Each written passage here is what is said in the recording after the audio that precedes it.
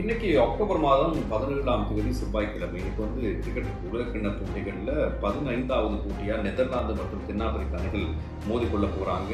தர்மசாலா மைதானத்தில் தான் இந்த போட்டி நடக்க இருக்குது.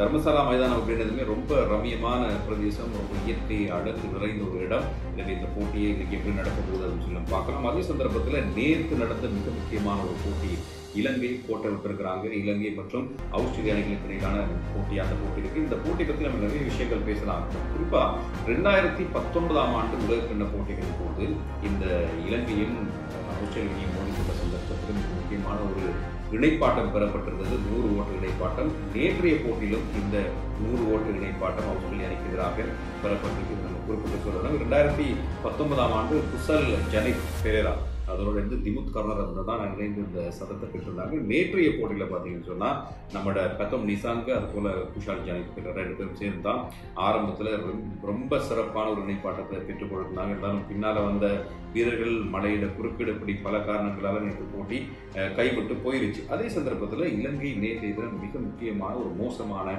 வரலாறுக்கு சொந்தக்காரராக மாறி இருக்கு அப்படிங்கிற விஷயத்த சொல்லணும். உலகக்கிண்ண போட்டிகளில் அதிகப்படியான தோல்விகளை சந்தித்த அணியா இதுவரை வரலாற்றில் இடம் பிடிச்ச அணி ஜிம்பாப்வே அணி. 42 போட்டிகள் அவங்க தோல்வி அடைந்திருந்தாங்க. அதே சாதனைக்கு நேற்றைய தினம் இலங்கையும் சொந்தக்காரராக மாறி இருக்காங்க. மிக மோசமான ஒரு சாதனையாக இதை நம்ம குறிப்பிட்டாகணும். எனவே ஜிம்பாப்வேயோட 42வது தோல்வியை 2 பேரும் தற்போது சமப்படுத்திருக்கிறாங்க அப்படின்னு சொல்லலாம்.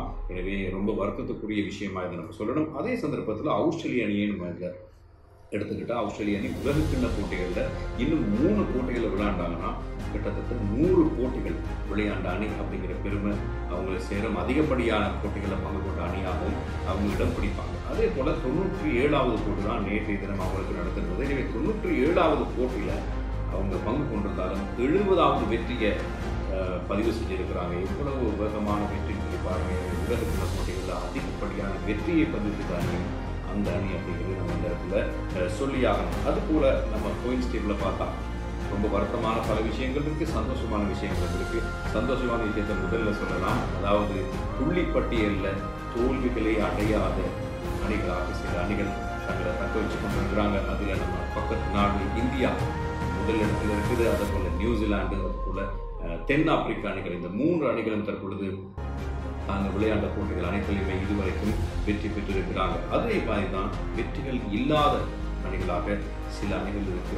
நம்ம இலங்கையில் இருக்கு அப்படிங்கிறது இன்னும் ஒரு வரக்கூடிய விஷயம். அதுபோல நெதர்லாந்து அணியும் அந்த பட்டியலில் இருக்கு. இருந்தாலும் மீதமாக இருக்கிற 8 அணிகள் தலா ஆக குறைஞ்சது ஒரு வெற்றிக்காவது சொந்தக்காரராக இருக்கிறாங்க.